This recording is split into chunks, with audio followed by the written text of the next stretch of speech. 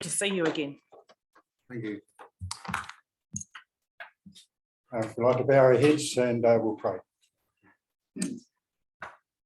Father God, thank you for our Queen. Thank you for her gentle diplomacy, her wise leadership and guidance in such a changing world.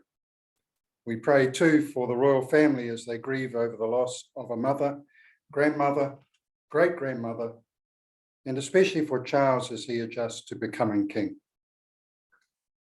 Here on the other side of the world, we prepare today to deliberate on matters regarding our district. We ask for your blessing on this space, on this time, and on the people here. Thank you for their contribution to our community over the last 3 incredibly challenging years. Thank you for the leadership and stability they have provided our district in this time. So we ask that you will please give them energy in this penultimate meeting and help them to finish this term well. In Jesus' name we pray. Amen. Thank you, Martin. Is there anything in your world and your within your church and your parishioners that you wanted to highlight with us today? Okay, I could go on for quite a while. Firstly, may I wish Heather and Phil all the best as you head in fresh directions, and best wishes to everybody else in the next month. On behalf of the Fielding Christian leaders, I would like to say thank you to the council for working well with us during this term. The term scuppered by a pandemic, a lot of hopes and plans that we had didn't quite get there anyway. Where I work, the library redevelopment is happening next door, and I'm watching that with great interest. And the other thing that's in the forefront of my mind is Keep Fielding Beautiful's contribution to the New Zealand-wide Cleanup Week, which begins on Saturday, where we hope that everybody will go out and clean up 200 metres either side of their gateway. And we're grateful for the council working with Rec Services and Higgins and hoping to get some of our rural roads cleaned up, especially those that are on the Te Araroa Trail, which you'll be familiar with from the last meeting, but are a bit embarrassing for those that don't bypass our region. So we're hoping that those areas, Sandon Road and Campbell Road, especially from Kung Fu Corner to Bunnythorpe, will be sorted. So, yeah. Excuse me, Councillor Campbell. The only cleaning of that was for. Were they? Yes. Wow. Council staff there was. Fantastic. Oh, that's great news. Oh, they're getting in early. Yeah. That's awesome. Thank you, Martin, for all the work that you do with not just through the church, but through other community organisations and Keep Fielding Beautiful. So thank you to you and all of your volunteers. Cheers. Thank you. Apologies, this morning we have none. We're a full team, which is great. There are no requests for absence. So we can go to the confirmation of minutes, which has a slightly different recommendation to the one on your agenda. I will read it, that the minutes of the council meeting held on the 1st of September 2022 be adopted as a true and correct record, once amended with the mover, Councillor Phil Marsh, and seconder, Councillor Michael Ford, for item NDC 22/1485, the adoption of the waste levy grant allocation policy. So with that amendment, do I have a mover and a seconder, please? Also move. Thank you. Do I have a seconder? Thank you for adding that detail. So I was going to raise it. Great. So we have a mover and a seconder. I'll put the motion. All those in favour, please say aye. Aye. Against? Motion is carried. Thank you. Item 5. Are there any topics on our agenda today that members may need to declare potential conflict of interest? None? Excellent. So this morning we have no public forum and no presentations and no later items. So we can go straight to item 9, Officers' Report. First up on page 13 is the Fielding Civic Centre Trust Annual Report. Welcome to the team from the Civic Centre. Please come up and join us.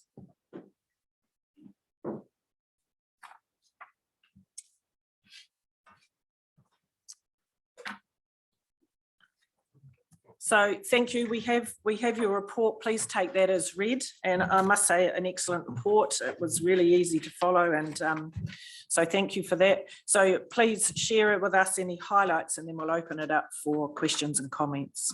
Thank you, Mayor. Yeah, well, this is my first one as the annual report as the chairman, taking over from David Stroud. I was honoured to take over from David Stroud earlier in the year. I've been here with a 6-monthly report, but yeah, and also with David Williams as the deputy chair. And of course, we've got Carla, our manager, and David Young, and our other trustees. It's great to have the support of them along as well. We started the year with David's retirement, well, halfway through the year in January, but we then had 3 new trustees come to the board, and we welcome those, and they've become integrated into our trust board and have taken on roles. Chris Wilson has taken on the role as chairman of the finance committee, so that's really pleasing. And we've got Christy and Ali, and Ali's been overseas, but with the modern technology, she's been joining us by Zoom for each of the meetings from Germany. So we've moved into that technology as well. So we've had some good meetings so far, and we're looking forward to going forward now that we've got past this sort of COVID environment. And we've also looking to what we can actually do in the future to some of the ideas that we've had in the past, and we've started the year really well, working with Lynn from the council, and who's been attending our meetings, and we're getting a good relationship going that way, and we hope that will continue.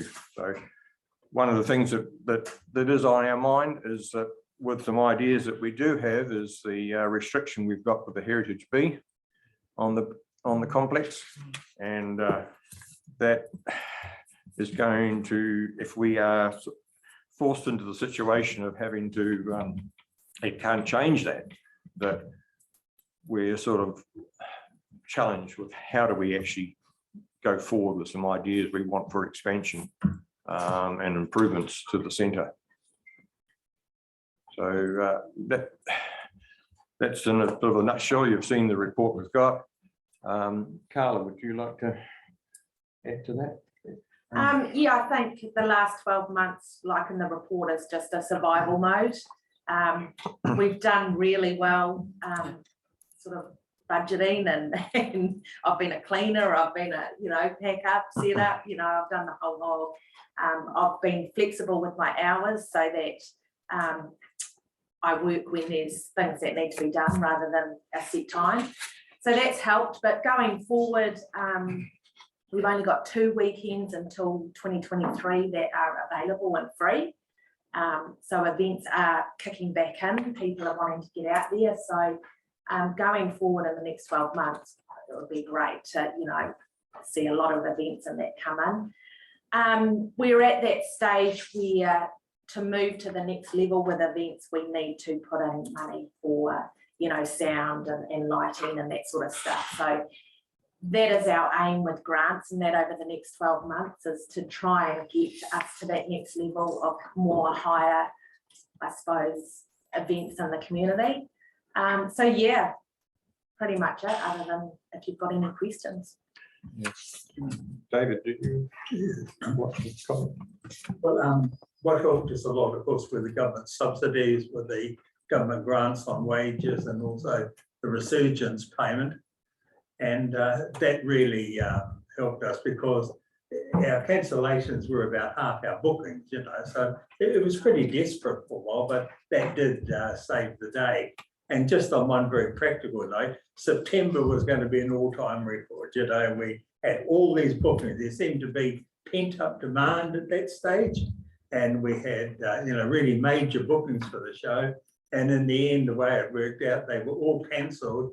And instead of having a record income, we had $439. So, that's how disheartening it is, you work your butt off to build things up like Carla does, and then it gets cut out from underneath.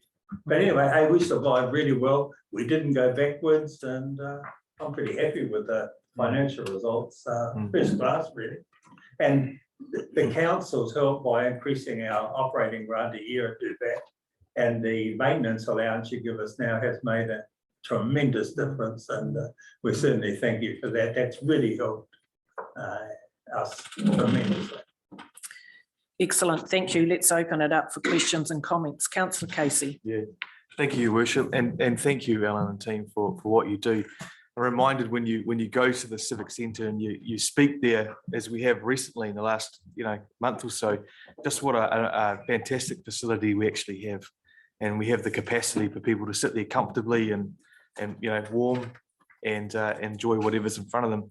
The question I have, and I think it's more of a clarification because it never lands in my head, and I'll through the Chief Executive, is the classification on the Civic Centre council imposed heritage, or is it a Heritage New Zealand imposed classification? I believe it's a council imposed. I think it is. Yeah, and that's the way I was sort of leaning towards. I think a review of that is probably fairly timely. Yeah, absolutely. Thank you. We have, Shane, we have tried twice now to see, and reviews done. Couldn't change anything, but as you said, it is a council. Yeah, absolutely. And I think the onus falls back on the council, certainly the new council, to initiate that. Thank you. We met with Matt McKay, I believe, is that correct? At the last meeting, and it was really good. We sat down with him and he answered quite a few questions that we had. A lot of the heritage reports talked about the grass in front of the Civic Centre, and that we couldn't build out forward because it was part of the heritage design type thing. But Matt said that the district plan only counts the building itself as a heritage B. So there are sort of ways around it, and the heritage for like the community side of it is there, it is a community facility. There is heritage behind the, the community there.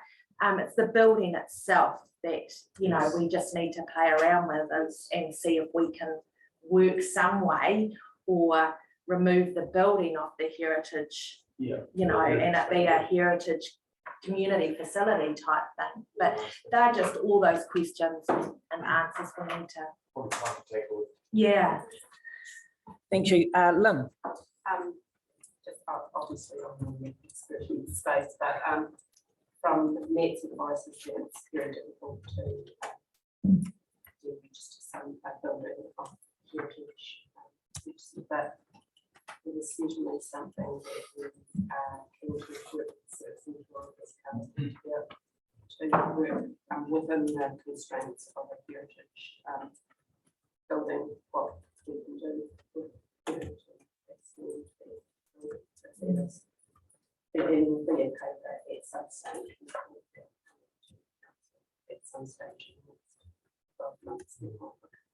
so there's an action. Thanks, Lynn. Thank you. Councillor Short. Thank you. Two things. Did Matt mention why it had the heritage rating? Because I think from memory, it's got to do with the fact that the community fundraised the money to build the building, and they had back in the 1950s a Queen's Carnival. So maybe we need a King's Carnival to raise money for the next stage. To extend. But the question I was going to ask you is, how are you getting on with your damp issues? Have some of the things that you've been able to do helping the situation? Is it sort of a bit more under control? Where you're at? Yeah, fantastic. We've had no floods. So we've had no leakage. We've had the building smells better. It's a lot drier. So yeah, what has been done for that front of that building has definitely solved that. We do now have the flat roof at the Stafford side of the building, and that probably does need to be looked at. But Lynn and her team are doing a updated conditioning report from the work that has been done to where we sit now. So that will be good once that gets completed, and then, you know, we'll know exactly. But yeah, I haven't had to worry about leakage and stuff like that. So what's Do you been have to have done. the dehumidifier on all the time in the? In the chair cupboard, we still do, but yeah, that's just a concrete shut enclosed room. fun. So we used to have the dehumidifier up in the cedar room, but we no longer have that going at all. So yeah, It's good. it's been stuck in the cupboard and doesn't get used anymore. Yeah, which is good. Thank you. Councillor Ford. Thanks, Your Worship. Yeah, I think a number of us have been in the Civic Centre a lot in the last week.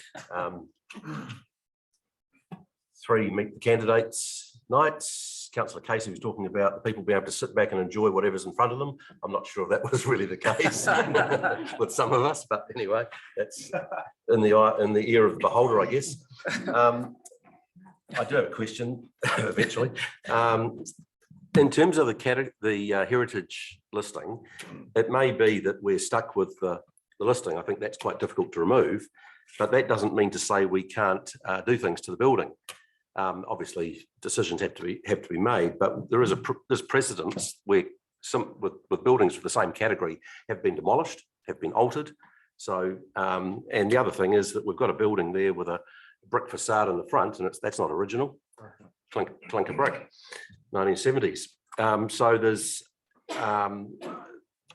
certainly through the resource consent process, I think there's potential to look at it. I don't believe it's ever come to the governance table, and I think it probably should. So we'll just say that we've got an open mind at this stage, but keen to work with you. Okay, sure. Now, finally, to my question, the booking figures that you've outlined in your report, do you have a feel for, in terms of bookings going forward into 2023, are you sort of expecting to get back to pre-COVID levels or 2/3 of it, or do you have a feel for where you might be heading?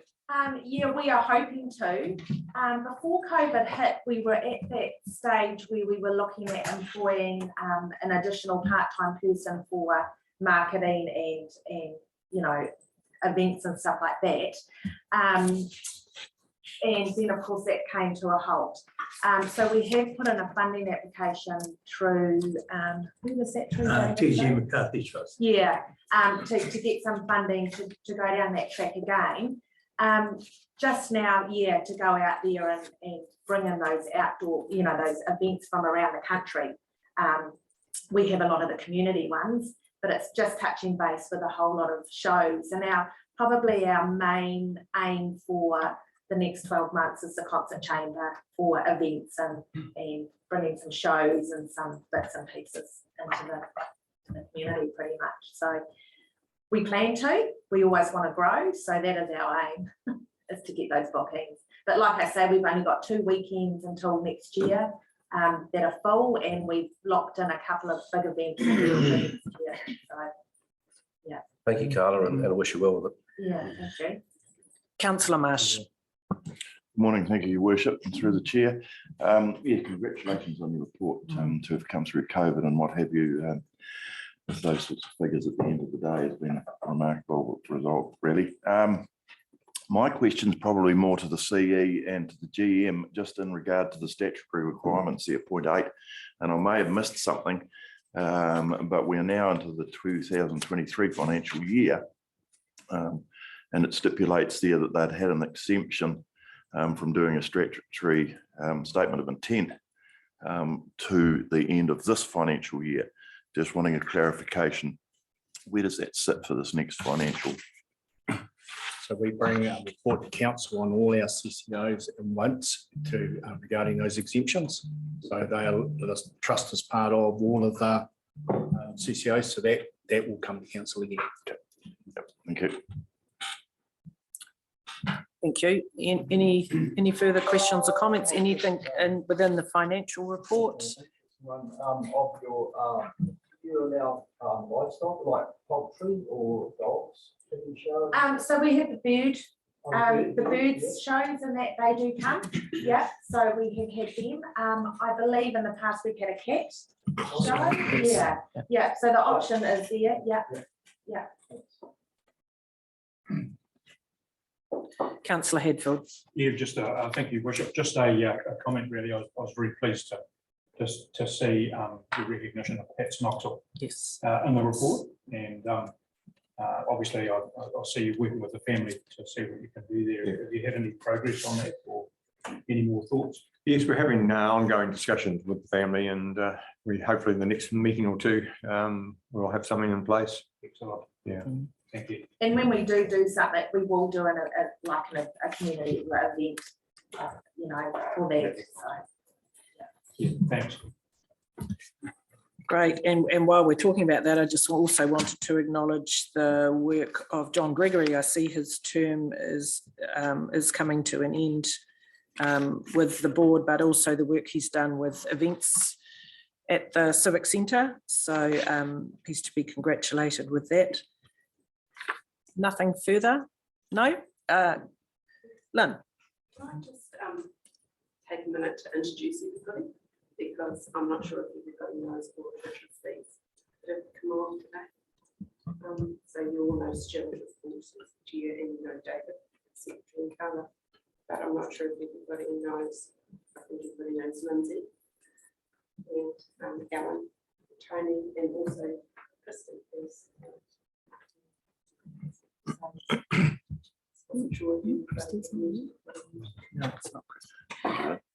Thank you.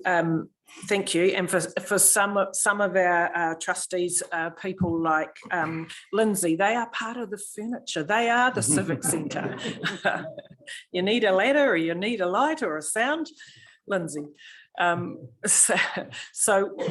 well done. It is an awesome team, and what you've achieved and the challenges that you've had, not just with COVID, but funding and some of the issues with the building and that. You've stayed positive and just carried on, and fantastic results. So well done. And it's great to hear that Lynn's heavily involved with your meetings, and let's see where we can go going forward. So thank you very much for today. Thank you. Thank you.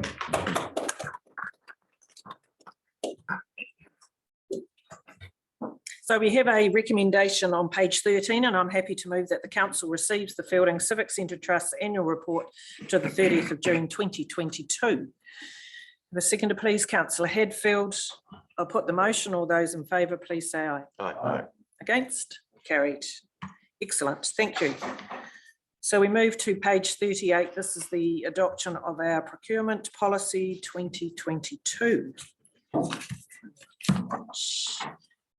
Hamish. Thank you, Your Worship.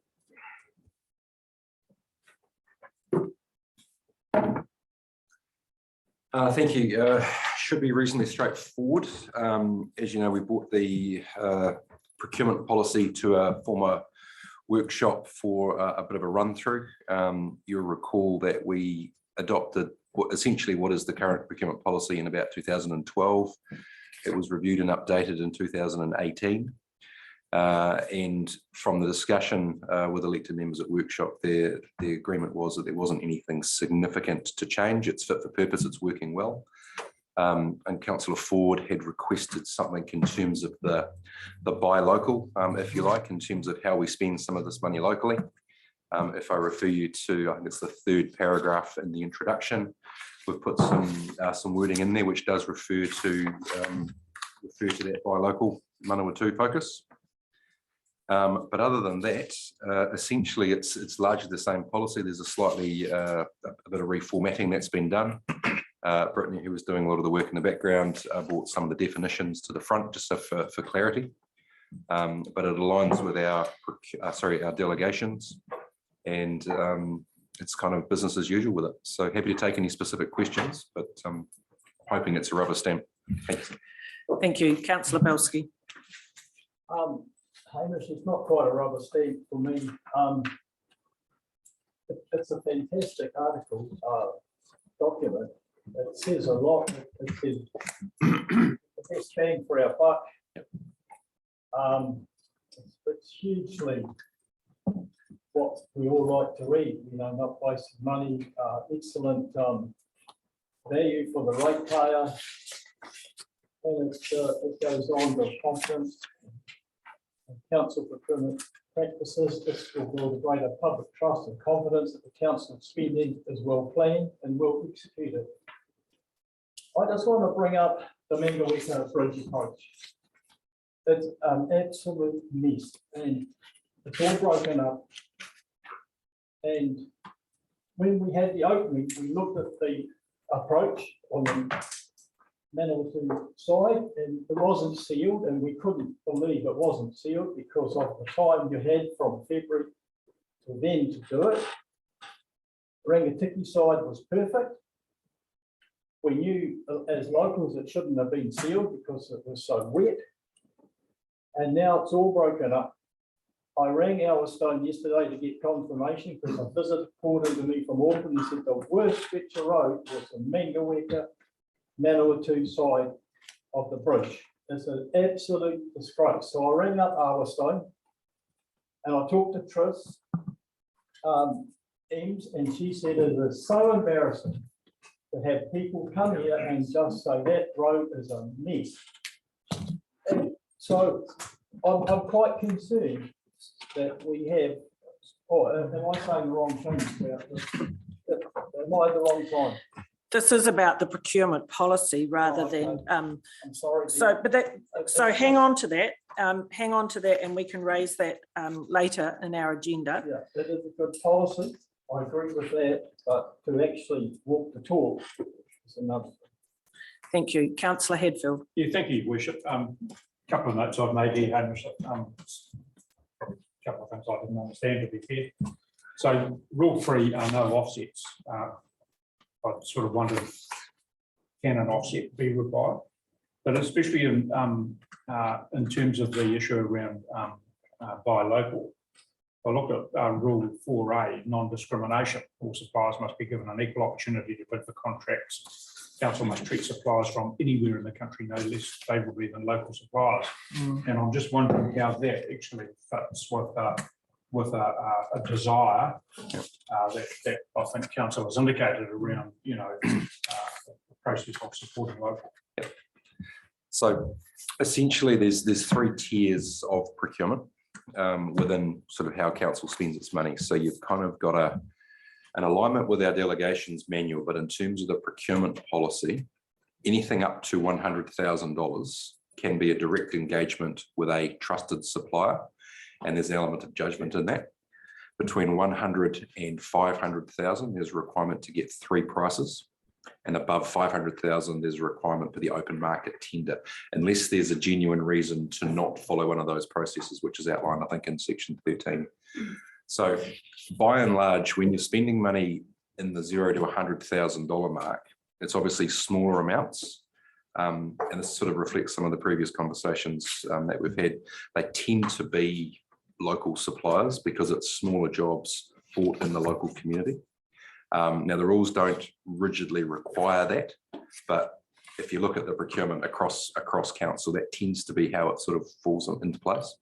And when you're getting into the larger projects and the library, which is currently about to kick off as an example, then you're going through an open market tender process where a local supplier has the same opportunity to bid for that large scale project as an Auckland-based supplier might have, for example. So it's not rigid in there, but to be honest, a lot of those smaller procurements do meet all the requirements and do pick up that buy local flavour, if you like. Yeah, thank you. Look, I did understand the levels, and obviously that was there, but it is written in black and white, and those sort of clear-cut black and white statements that can be concerned every now and then. Yeah. So thanks for the answer. Thank you, Councillor Campbell. The procurement policy is one of the important article in terms of the risk management for the council.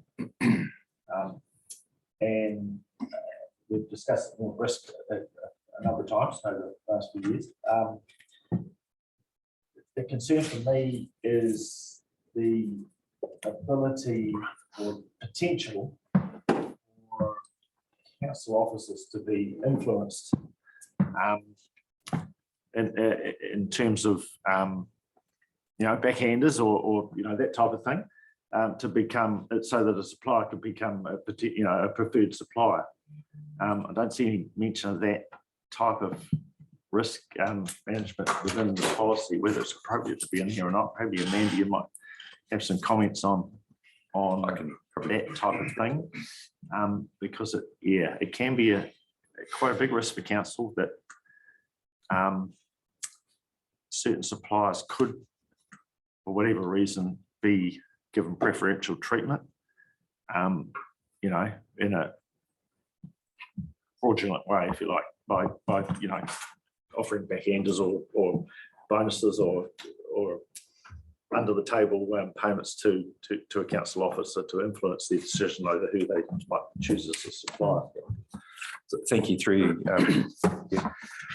Really good point, and I guess in terms of an audit and risk function, that is a key consideration in terms of how we engage and spend ultimately public money. As I mentioned at the start of the item, the delegations manual is separate too, but sits alongside the procurement policy. So if you look through the delegations manual of council, we've got reasonably low levels of financial delegation to council officers and staff, right through to management, for the awarding of contracts and the spending of council money.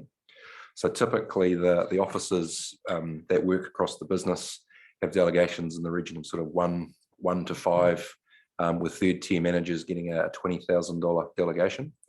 General managers have $100,000 and the chief executive up to $500,000.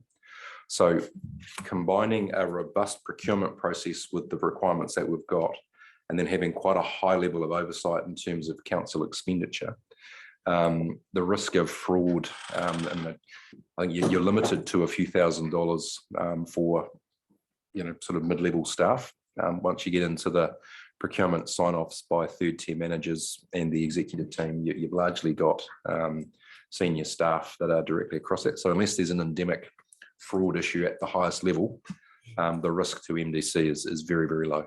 So, thank you. We also have things like our purchase order policy. So, you know, all of these are covered by purchase orders.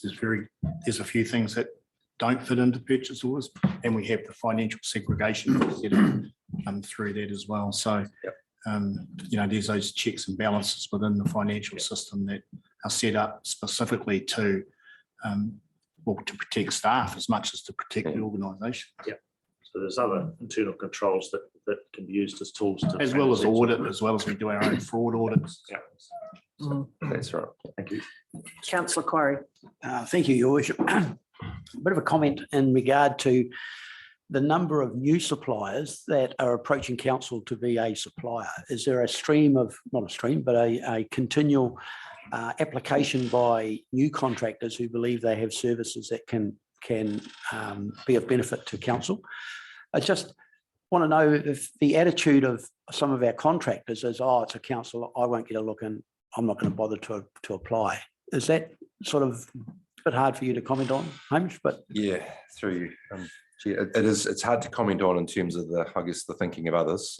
We do have in certain parts of council, like for approved service connections in the infrastructure space, we do have an application process which has been quite well contested over the years. I probably can't comment specifically in terms of other suppliers in the non-infrastructural area. Shane may be able to comment. I think we have a large pool of local suppliers that do the bulk of the work. So if people that want to be working with council, I don't think there's too many people sitting there sort of afraid to put their hand up for it. I guess we don't hear numbers of contractors and suppliers saying, oh, it's a bloody council, I'm not going to bother to apply for those tenders. Yep. And that's the atmosphere that we want to, I guess, generate. Yep. Yeah, I think the biggest thing for us when we go through an open tender process, it really comes down to the capacity of the market, more so than I won't bother to apply. Admittedly, when you're getting into the higher value contracts, we do have unapologetically quite high standards in terms of health and safety management, quality assurance, and environmental standards. And so some of the smaller companies probably wouldn't tender for those works, either from a financial capacity or just don't have the depth of paperwork to back up a bid. But they are also the sort of companies that would work with some of the larger companies, particularly in the infrastructure space. Some of the stormwater work that's required to be done, there could be opportunities for smaller contractors to have a suck on the sieve, so to speak. Yeah, absolutely, yeah. Thank you. Thank you. Councillor Short. Thank you. With those of us that have been out and about in the community the last week or two, a question that keeps getting asked by the community is how come we accepted one tender for the library? And you explained to them the process. The community seemed to be of the opinion that there should be alarm bells that we only got one tender, and you explained the amount of construction going on and the capacity in the industry at the moment. Are you confident this policy, we can demonstrate to the public that even if we got one tender, it's still a fair and equitable process? Yeah, thank you, through your worship. So when you're going through an open tender process, that sets out a very competitive open market approach. What we as a council get through the tender box is obviously not within our control, although we do tend to work across the industry where we can and provide information so that we can create that competitive environment. Where we get one tender for a job, and that's not uncommon in some cases, and I know some councils in our wider patch don't get any tenders for the work. And so you then get to a situation of, well, do you do the work or not? Part of the evaluation process is you have what we would call an engineer's estimate or a construction estimate that will come through the library, for example. And so we are only getting one tender for a job. You're not just going, oh, well, do we take it or not? We're saying, okay, the engineer's estimate was 8 million. This price has come in at 9 million. Looking at the schedule, is that fair and reasonable? And there's internal and external verification of that. And so you make an assessment, actually, this is a fair price and we'll proceed or recommend to proceed.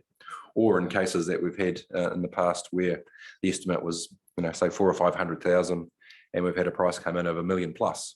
And actually on reflection, that's not value for money. And so we don't proceed with that. So we can't control whether we get 1 or 10 tenderers. We obviously try to ensure we get a competitive and active marketplace.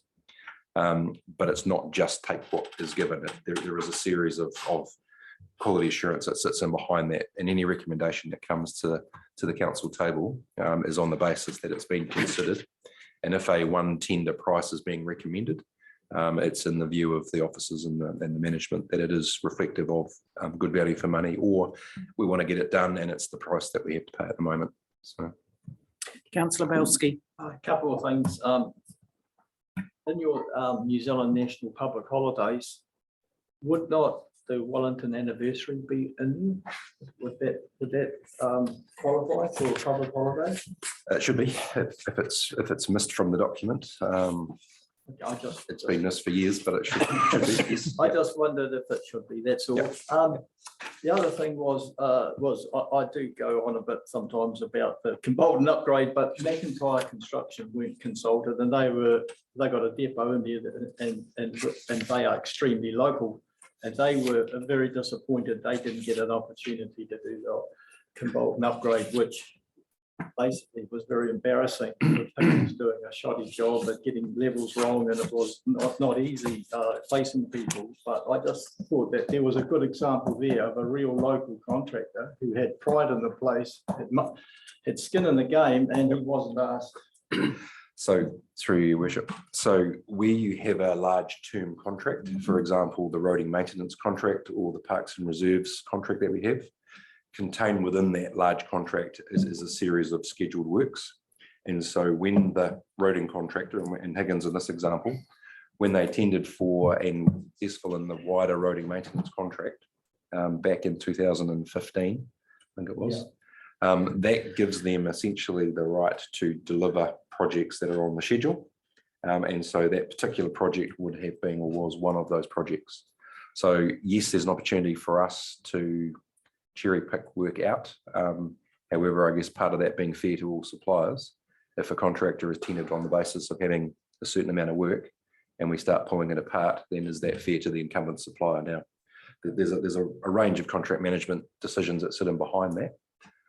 But for every example that you could give there, I could probably give you 10 others where we've gone to the market and given a broader market offering. So, Councillor Ford.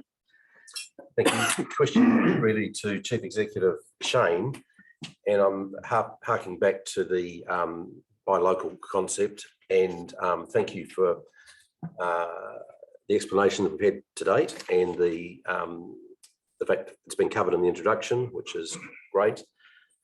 My question really, and I'm deliberately asking Chief Executive, is, so if Hamish War is dealing with the procurement, I'm pretty satisfied that what he's just said will stand. But this is a pretty big organisation, and there's a large number of people who handle procurement, or a reasonably large number of people handling procurement, and they're going to go to our procurement policy and follow.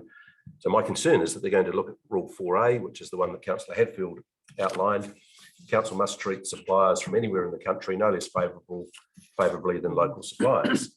And I think that that's really where the instruction is coming from to the officers, other than Mr. War. And so my question to you is, how comfortable are you that they will take into account the comments in the introduction and I guess the explanation that Mr. War has given us? Because it might be someone in a completely different department to infrastructure who hasn't been sitting here and heard Mr. War today. I'm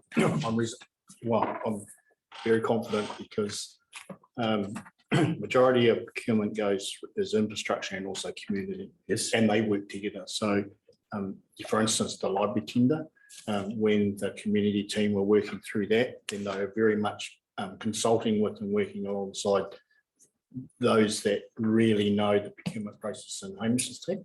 So we don't silo ourselves in terms of that.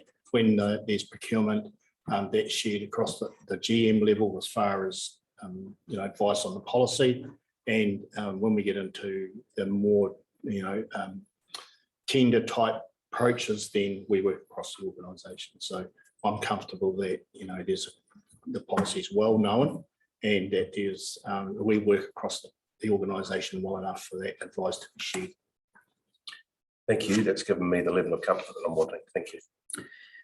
Councillor Hadfield. Yeah, look, thanks, Your Worship. And if I may, just on that topic, and I've got another one, is that it still concerns me, as I said, what's written in black and white as a rule is very easy to actually follow, unless you were like my grandfather that thought all rules were just recommendations. But really what's happening in an introduction is that it actually is a recommendation, but it's written down as a rule of 4A. And that still, given what Councillor Ford's also just said, it still does actually concern me a little bit. Because I think as a group, we've all very much supported the principle and the concept of actually, shopping local and buying local. And so on that basis as well, when I look at the registered suppliers list, I guess a question I've got is how easy is it, how well known is it for some of the smaller contractors that Councillor Quarry referred to, for instance, to actually understand what the preferred suppliers list is, and do council actually, as you rightly said, a lot of those smaller contractors struggle with things like their health and safety processes. I imagine a lot of them would actually struggle with the process of getting onto GETS even and following through GETS, because sometimes that can be a bit of mission if you're slightly technically challenged. So I'm wondering if we do offer any sort of support to those contractors that come to us that may not have a health and safety plan or a health and safety process in place that meets council's expectations. Do we offer them any advice, any help? Do we make it easier for those those smaller SMEs and smaller one-man, two-man bands to actually interact and interface with council? And through you, Your Worship, yes, we do. We have a pre-qualification process, and so Brooke and Francis's team has been heavily involved in that for all suppliers across. So it's an attempt to make it as easy as possible for companies and suppliers to be pre-qualified, so that they meet those requirements once, and then they're effectively qualified to submit prices. We've got an extensive list of suppliers on that. Don't ask me to quote it, but I know it's a long list. I guess from picking up some of these comments, if councillors know that there are contractors and potential suppliers out there who have expressed frustration or concern, I would encourage them to send them our way. And if there's a conversation to have around what they do or what standards they need to achieve, we're open and happy to support that. But I'm not aware of a chorus of potential suppliers who are bemoaning, the inability to penetrate the fortress of council's procurement. So. Thank you. You had another question or? No, the second bit after 4A was about suppliers list on the small contractors. Thanks, Your Worship. Thank you. Councillor Short. Thank you. Just in response to Grant's questions, this procurement policy has come a long way from where it used to be some years ago.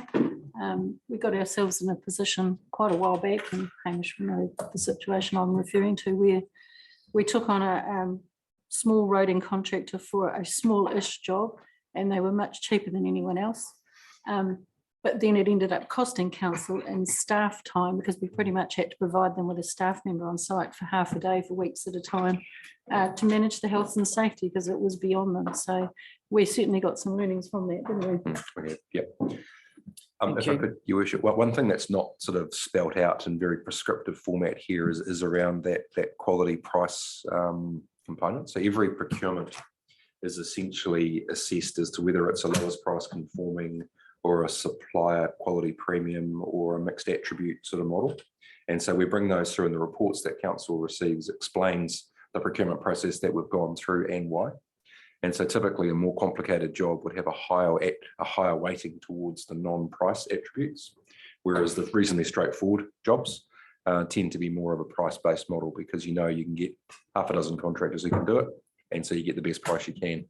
Whereas a more complicated role, you actually want the right contractor to do that work, and we can manage that without it being sort of hardwired into the procurement policy and prescriptive to make it unworkable. Councillor Marsh. Thank you, Your Worship. Yeah, just taking those last couple of comments on board was where I was sitting too with the whole procurement policy. We do get tied up with all the bureaucracy, etc., around these sorts of projects. And the more that we can try and streamline that timeline, then the better off we are, with all respect. And I think that's covered off pretty well on point 16 there within the procurement policy, because what we don't want is our local projects to be dragged right out here so that we don't actually get anything done within the district. Thank you.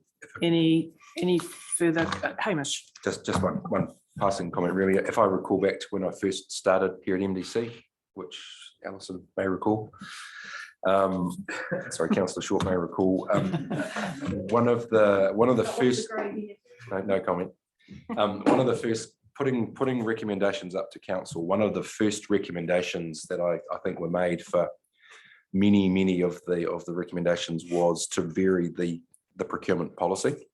And that was an indication that what we had was not fit for purpose. And as I said in the introduction, essentially this policy was adopted in 2012. It was re-adopted in 2018, and it hasn't really changed a lot from 2022. And since the new policy was brought in back in 2012-13 was, I cannot think of one example where the first recommendation has been to vary the procurement policy because it's not fit for purpose. So that says to me that what we adopted a decade ago is actually pretty good, and it's still pretty good. So, yeah. Thank you. Councillor Ford. Your Worship, I move that the council adopts the procurement policy 2022. Thank you. Councillor Marsh seconded that. Any further discussion? I'll put the motion. All those in favour, please say aye. Aye. Against? The motion is carried. Thank you, Your Worship. It was a very long rubber stamp. Right, item 9.3. This is the adoption of the drainage and trade waste bylaws, and we're on page 73. And welcome, Lisa, to the table.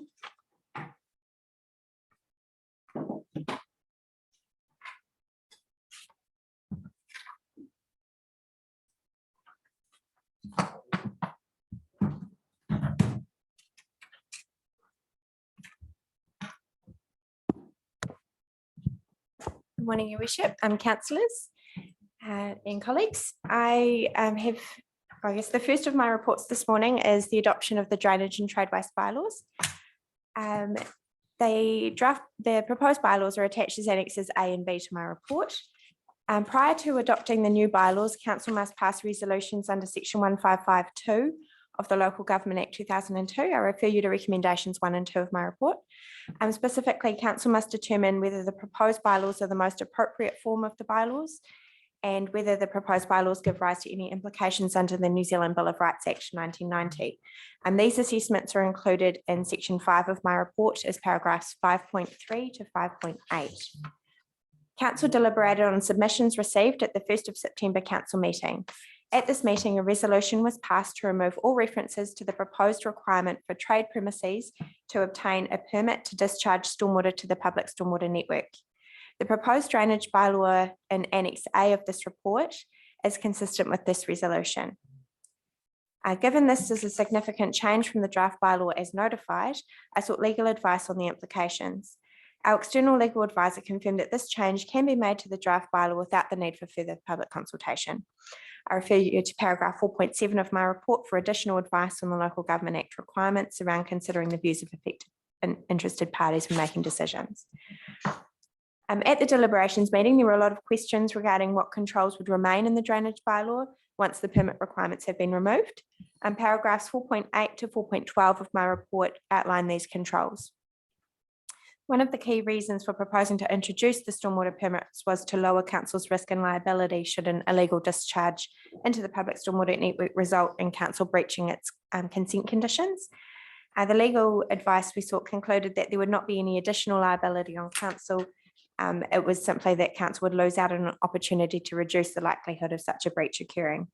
In saying this, the level of risk would be no greater than the status quo as there's currently no permit requirements. Further commentary on these matters is in paragraph 4.13 of my report. At deliberation, some councillors expressed a view that while they did not support the permit requirements, they would support council being more proactive, including keeping a register of trade premises and carrying out free inspections of stormwater detention and treatment devices.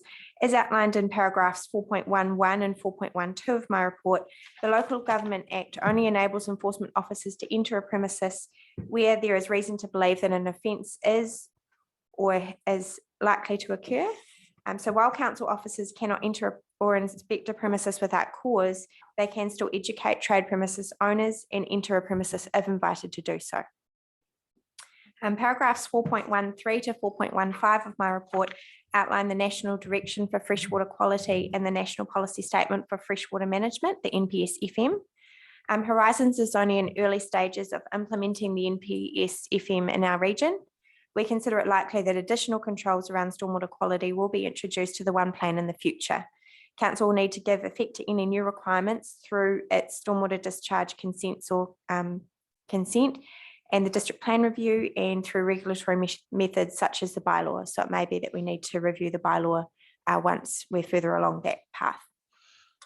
I thought it would also be useful to do a stock take on how other councils in the Manawatu-Wanganui region manage stormwater discharges into their public networks.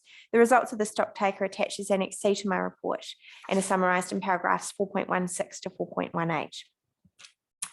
As noted in section 6 of my report, new clauses were added to the drainage bylaw in response to the submission from Te Aotearoa Centre Ki Rangatane o Manawatu, including greater recognition to the concept of Te Mana o Te Wai. I was concerned that the deletion of the permit regime could mean that the bylaw was no longer consistent with Te Mana o Te Wai, in which a simple interpretation of what Te Mana o Te Wai means is that the health and well-being of water is protected, human needs are provided for before enabling other uses of water.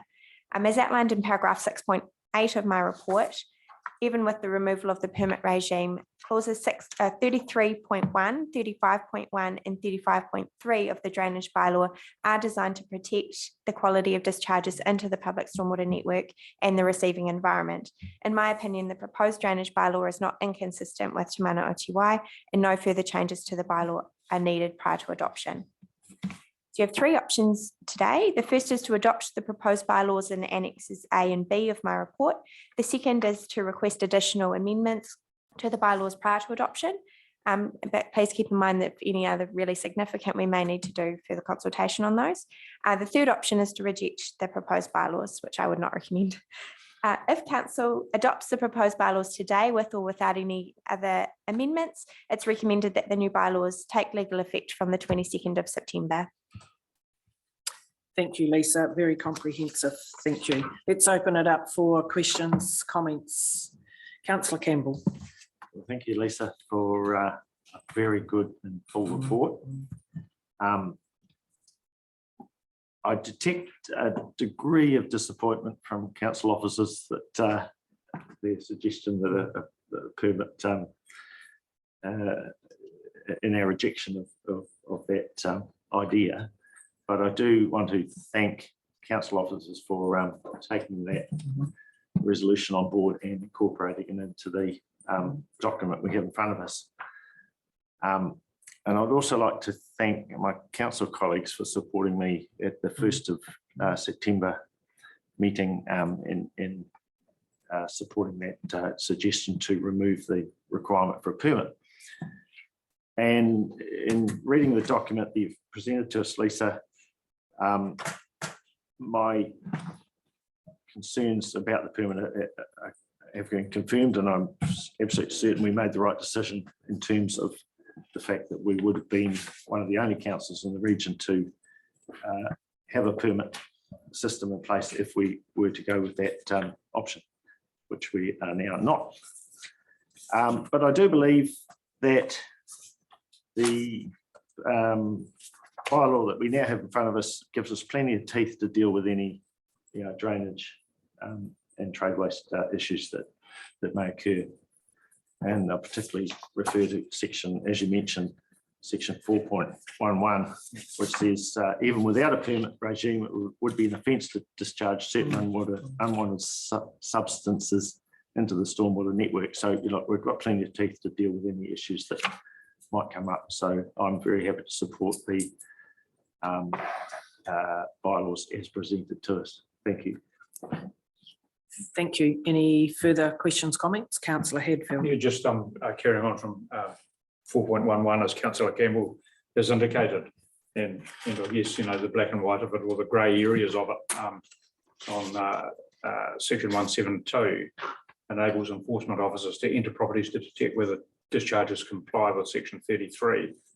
Importantly, however, this power can only be used where the enforcement officer has reasonable grounds, and I think reasonable grounds actually covers an extraordinarily large area of reasonability that would give anybody confidence that an officer is actually, is going to be legally able to access and inspect.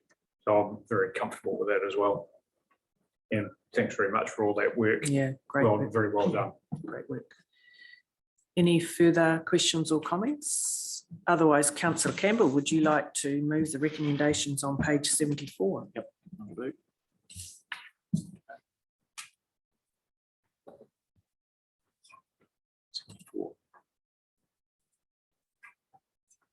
Right. I have to move that council determines pursuant to section 155(2)(a) of the Act that the proposed drainage bylaw 2022 Annex A and a proposed trade waste bylaw 2022 Annex B are the appropriate forms of bylaw to address the problems identified for drainage and trade waste. Do you want to move all these three together? Mm-hmm. Might as well.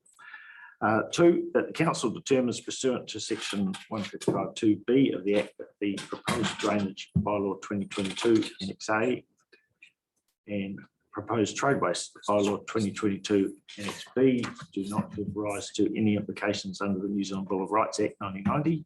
And 3, that the council adopts the Manawatu District Council's drainage bylaw 2022 Annex A and trade waste bylaw 2022 Annex B with an effective date of 22 September 2022. Thank you. Do we have a seconder? Councillor Hadfield, it's just been recommended to me that we add the words the Local Government Act 2002 to recommendation 1 and 2. So our mover and seconder happy to add Local Government 2002 Act. Yeah. Thank you. Any other discussion? I'll put the motions. All those in favour, please say aye. Aye. Against? Motion is carried. Well done, Lisa. Excellent report and well set out and easy to understand. So thank you very much. Thank Cheers. you, Worship. And back to you again. Oh, we're now on page 150. This is the adoption of the explanatory bylaw. Thank you, Your Worship. Again, the same resolutions must be passed for this bylaw under section 1552 of the Local Government Act 2002. So yeah, those are in recommendations for the report. The draft explanatory bylaw was consulted on from the 14th of July to the 15th of August. One submission was received from Federated Farmers of New Zealand. Council deliberated on the matters raised in that submission and agreed to amendments to clause 8.3 of the draft bylaw that relates to the right to be heard in relation to appeals lodged under the Dog Control Act 1996. The changes agreed at deliberations have been incorporated into the proposed bylaw that is attached as Annex 1 to this report. If adopted today, the new bylaw will take effect on the 22nd of September 2022. In addition to seeking adoption of the new explanatory bylaw, this report seeks approval to adopt a number of minor amendments to Council's operative bylaws as outlined in the table under recommendation 4. These amendments include updates to clause references, capitalisation of words to denote defined terms, the deletion of unnecessary definitions or redundant terms, and replacing capitals with lower cases for terms that are no longer defined in the bylaws or are now defined in legislation such as the Legislation Act that came in 2019 and therefore do not need to be defined in the bylaws. These minor amendments were included in the statement of proposal that was notified with the draft explanatory bylaw. If adopted by Council today, we'll publicly notify those minor amendments in the Whirling-Rangatiki Herald on the 22nd of September 2022. There's a slightly different process in the Local Government Act for minor amendments, so we need to publicly notify the resolution. So we'll do that. Recommendation 5 of my report seeks adoption of minor amendments to the Public Places Bylaw 2020. These minor amendments were also consulted and included in the statement of proposal that went out for public feedback. These amendments are as a consequence to the changes we're making to the definition of animal in the bylaw and are necessary to ensure we avoid double ups or inconsistencies between the dog control bylaw and the Public Places Bylaw with respect to wandering dogs and nuisance effects from dogs. And so I now welcome any feedback. Thank you, Lisa. Again, very comprehensive. Any questions or comments? If not, we could go straight to the recommendations on page 151. I don't expect you to read them all out, but also suggesting we add the amendment of the Local Government Act 2002 to recommendation 1 and 2. Councillor Casey. Happy to move those with the recommendations about Local Government Act. Thank you. Do I have a seconder, please? Councillor Hadfield. No further discussion. I'll put the motions. All those in favour, please say aye. Aye. Aye. Against? Motions are carried. Thank you. That's a good one to have across the line now. Absolutely, thank you. Right, we move to page 175, 9.5. This is the adoption of the amended standing orders.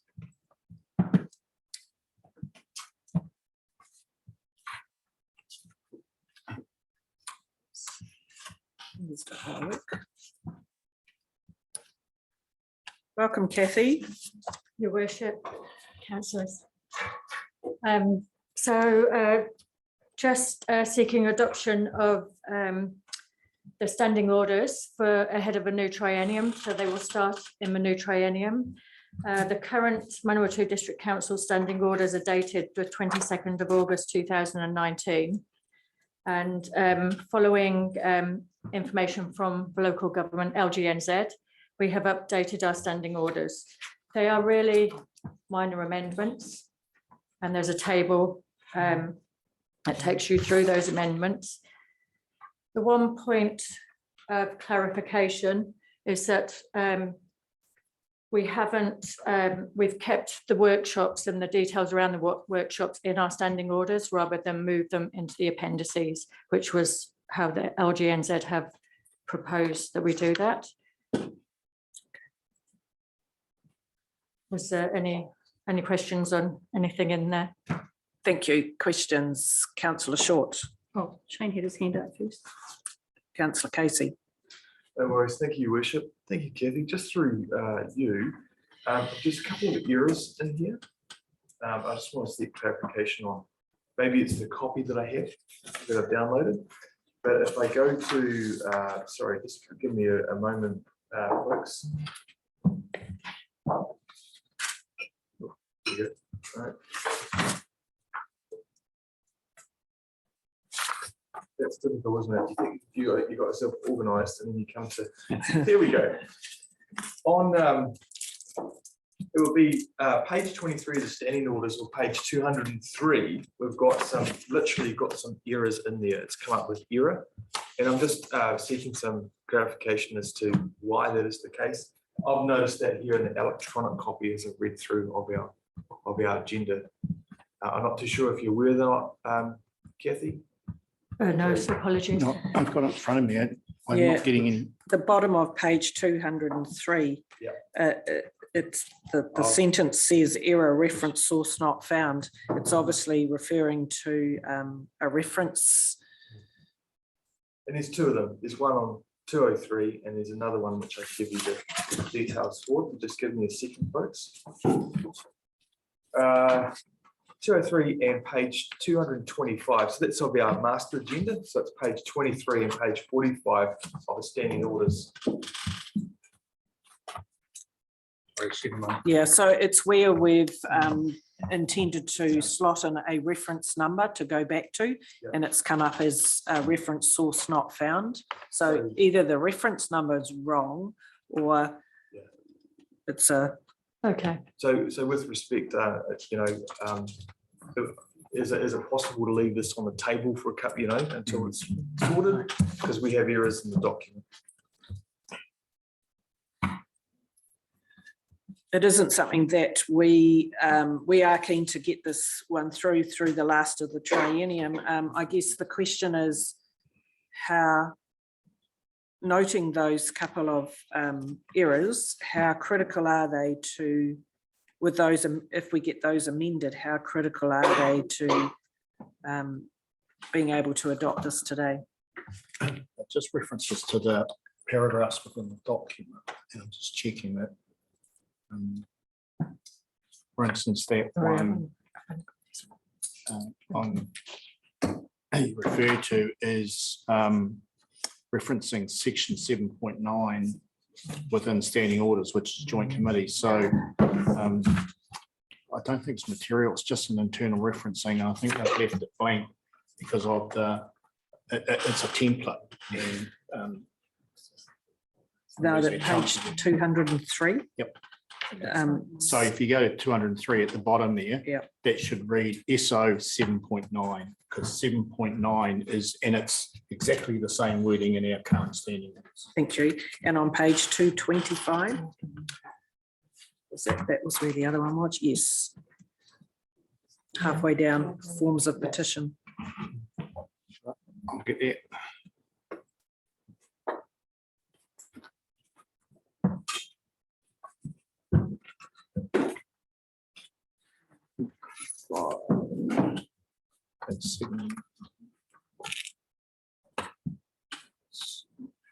Just bear with us, because if we can find the figures that should be in there, we could put those in as an amendment. Councillor Short.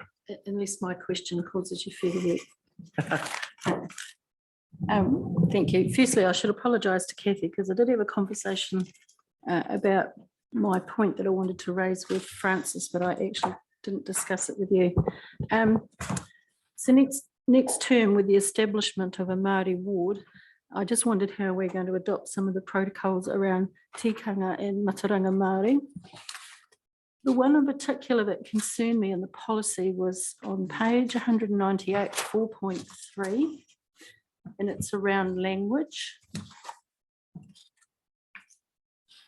I don't think it's helpful stating in there, now that we're going to have a new Māori ward member, that they need to give a minimum of 2 working days notice that they're going to address the meeting in Te Reo. I understand that there should be an expectation that they will, if they do address us in Te Reo, they will also give us the opportunity to understand what they were saying in English. I have no issue with that. But I think that the 2 days notice is totally unreasonable. And we know with a New Māori ward councillor that it's likely to be something that will happen reasonably often. If we go back to our own policy on Māori contribution to decision making, being able to speak te reo off the cuff should be encouraged. But I do understand the difference with the New Zealand Sign Language presentation, because council would likely need to arrange a sign language interpreter. I see that one. I don't see that they should be together. They should be treated separately. I just wondered how others felt about that. Thank you. Kathy, is there anything you have there? I'm assuming this has come through LGNZ's recommendation. Yeah. Yes, Your Worship. Thank you. So we've just lifted up the whole LGNZ template, but it doesn't mean to say we can't make amendments within ourselves to that template. So, you know, if councillors feel strong enough about that, then that's easy to do. Yeah. And we'll just change it and we'll move on. And I take Councillor Short's point. I'm assuming the only reason it's there is that council may need to find a translator for either for sign language or te reo. So, but the assumption is if it's presented us in te reo, it would also be translated into English by the same speaker. So it does refer to the member, not a member of the public. Yeah. Correct. Yes, that's right. Francis. Francis. Might make a suggestion. Be that the member intends to address the meeting exclusively. Yeah, that's a good point. Good point. Yeah.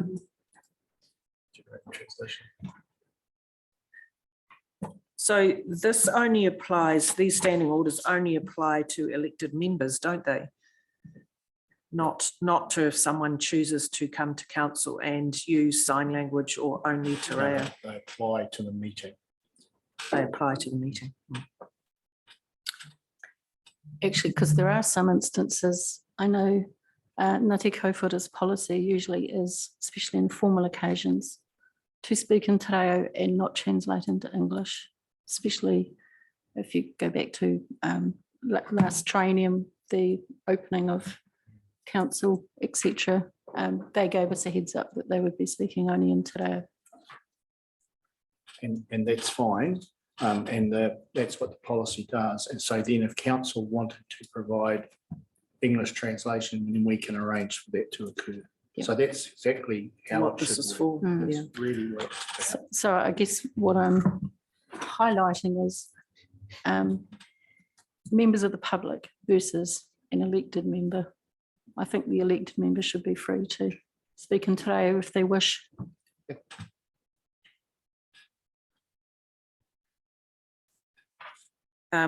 What about the recommendation that the chief executives, or sorry, Francis has suggested that we add the word exclusively in te reo, because if they choose to speak to us only in te reo as an elected member, for many of us that is not helpful. So we would ask for a translation, and if we haven't been able to organise that beforehand, that's not going to be helpful either. Would we leave it at that, or are you suggesting that the 2 working days notice still be there? We were suggesting putting in the word if they wish to address the meeting in New Zealand Sign Language or exclusively in te reo, adding the word exclusively. And no reference to 2 working days, minimum of 2 working days notice. I would still leave that there, because if they're not intending to translate it, someone will need to translate it, and we need to be organised to do that. We could review it if it doesn't work later on anyway, I'm sure. Yeah. I mean, really, it would have been good if we had this conversation once we do have a Māori ward elected member and got their input as well. I feel like I'm speaking on someone else's behalf. Councillor Hadfield. Yeah, so just so I'm clear, a member in this context is referring to an elected member. Member, yes. Right, so there's nothing to stop members of the public coming in and speaking to council on today. So I think or in any language. That's correct. Well, Yes. well, probably elected members can actually choose to speak in any language they like as well. When I give a bit of a dissertation in French or Latin, good luck. I think the thing around this and some of the suggestions have been most useful. But so clearly the first sentence gives the chairperson the ability to require a speech is translated, if that's the case. And I think one of the points that Councillor Short's made in the past is sometimes the time that information comes to elected members that we get from a Friday afternoon dump, but like central government dump everything on Friday afternoon till the following Thursday, and sometimes we've got significant reading to do. And I just think we don't want to do anything that actually inhibits the ability for anybody to actually get information very late, to be expected to make decisions more on the fly rather than having had the opportunity to actually do a bit of research or whatever. So, well, I think some of the suggestions that have come forward are reasonable, and I think probably the 2 days is reasonable, to be fair. That's my view. Thank you. Thank you. Now, did I see some other hands up? Councillor Ford. I certainly back the recommendation from Francis Smalley. Thank you. That we add the word exclusively. Yes. And leave the 2 working days. Thank you. Councillor Marsh. Thank you, Worship. Just putting it around the table, was there any further conversation just around the language question? Right, if we're changing questions or comments, was there Andrew, any? were you wanting to? Councillor Quarry. And then come back. Okay, Yes. yeah, what if it's in written, the submission? In written form, rather than From an elected member? from an elected member or from a person of the public presenting a written submission into our to council. Well, that would come to council prior to our meeting. And so I would assume our team would have the opportunity then to add the translation. So it has to be to us at least 7 days prior to the meeting, so we have plenty of time to translate. It could be a additional supplement to a submission for May. We have a number of papers that are presented on the day that we're expected to read and digest. Most of those are just from staff. Yeah, but it could come from the public as well. This is about. I don't think they can. So the public can't. Yeah. Remember that what we're talking about today is standing orders that are around elected members.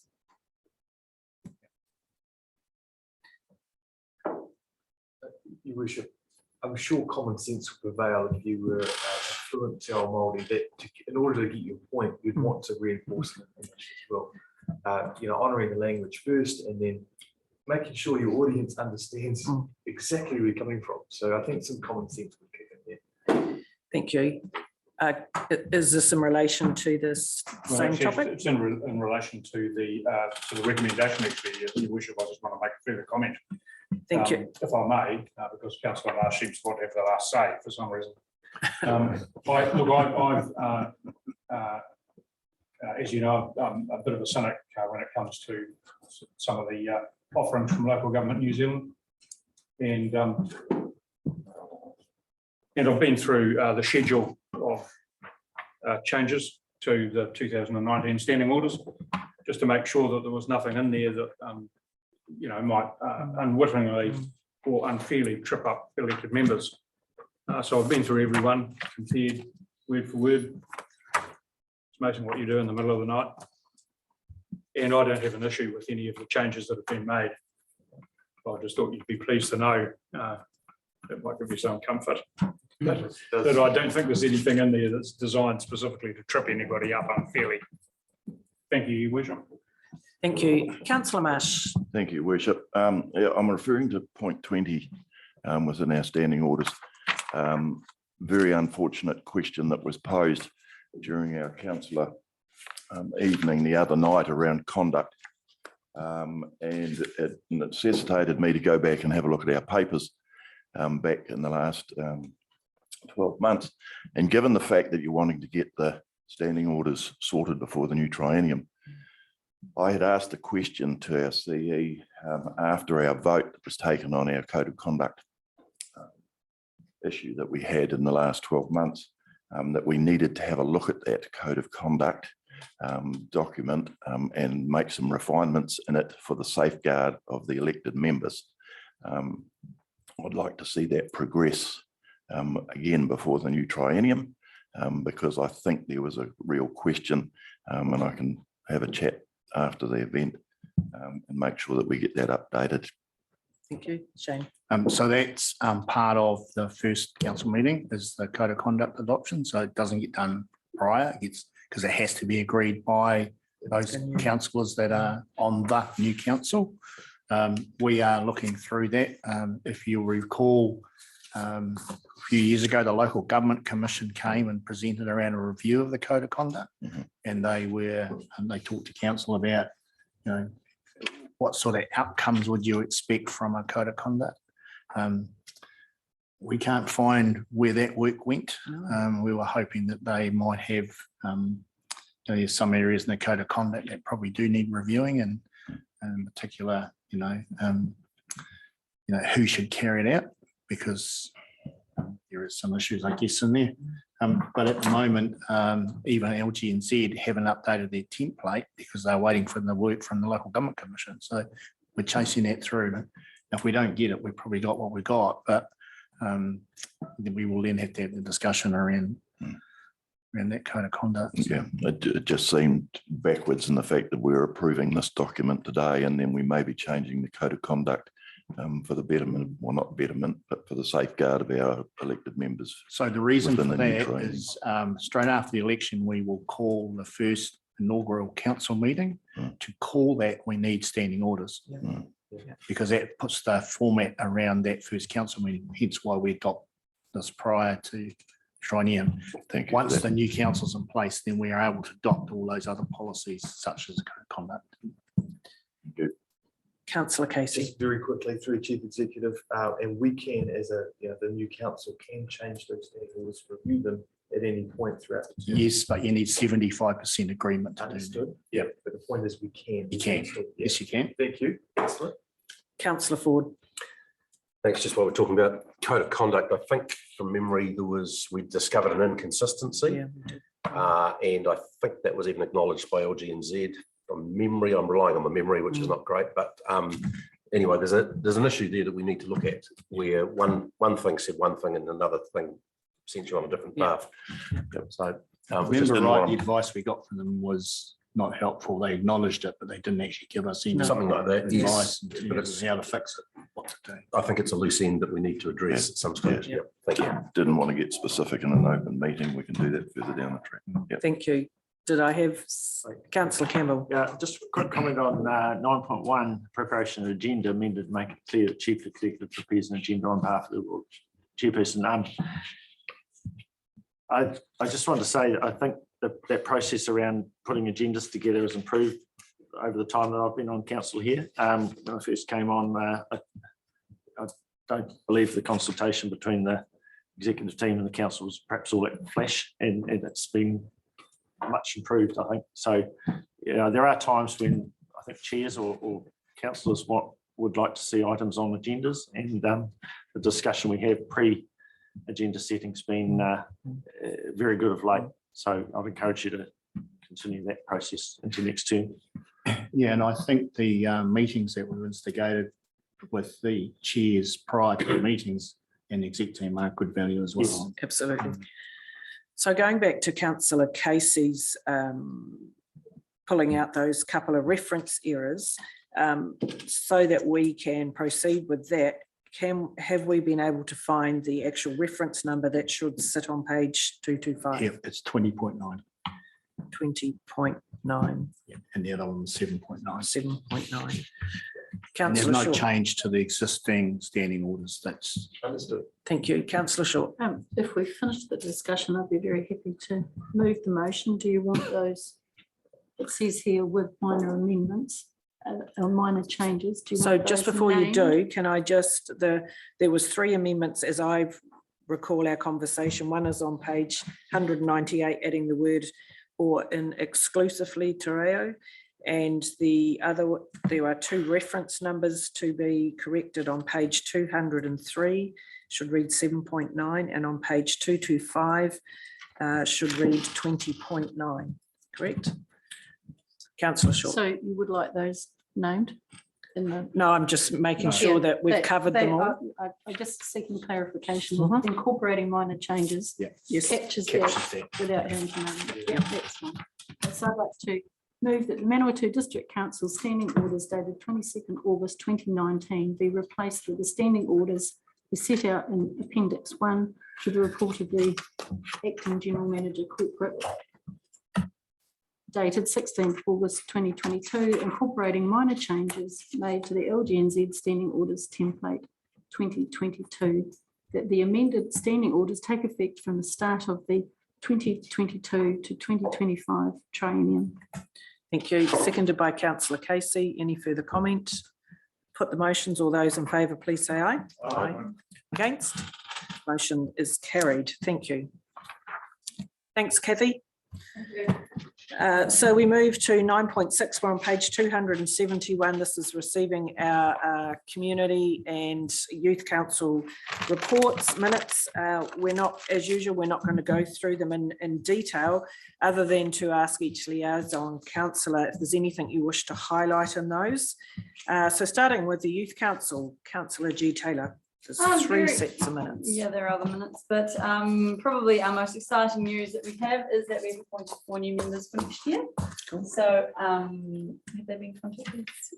They've been contacted. So that was really exciting. We interviewed for the first time this year, and so big task for those young people coming and talking to myself, Lynn, and the head of youth council, Zoe. So they all did really well, and I look forward to hearing how they get on.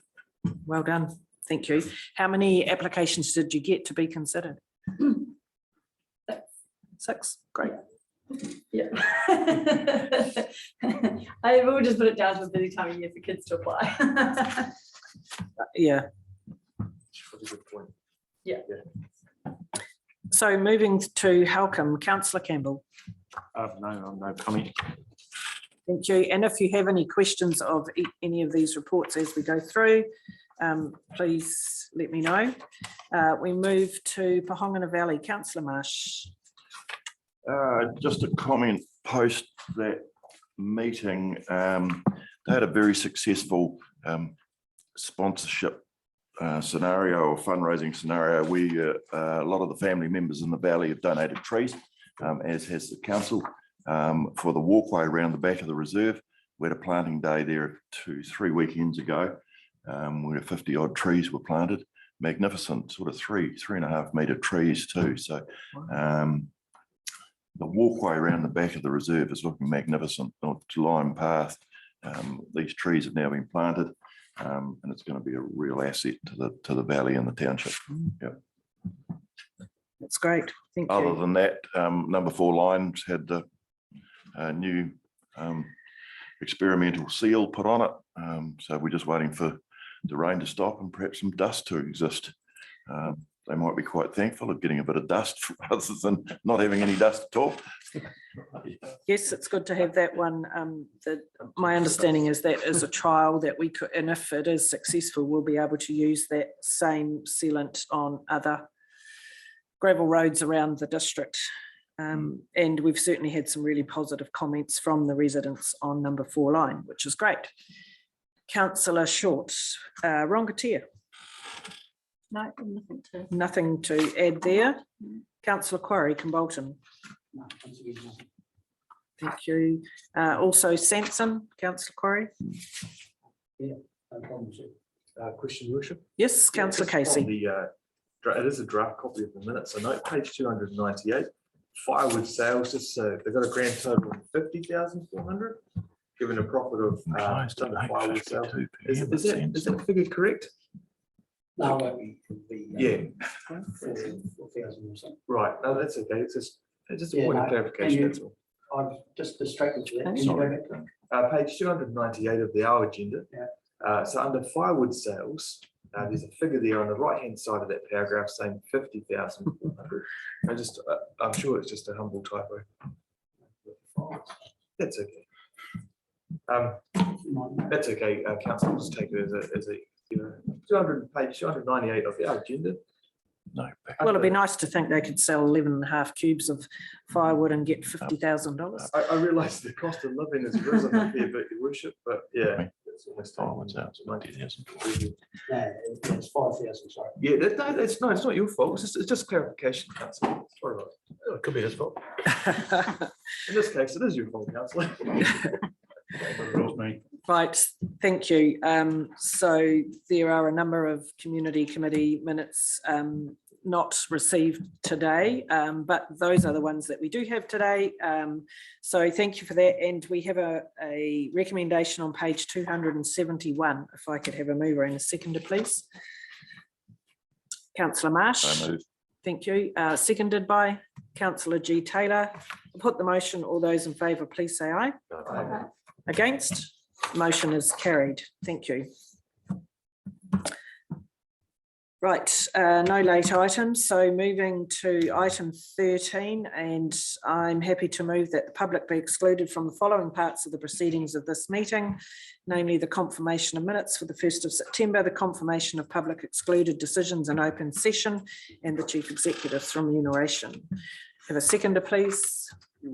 Thank you, Councillor Casey. Put the motion. All those in favour, please say aye. Aye. Against? Motion is carried. Thank you. Yes, good idea. Let's have a break for a cuppa and resume back here at 20 past. Thank you.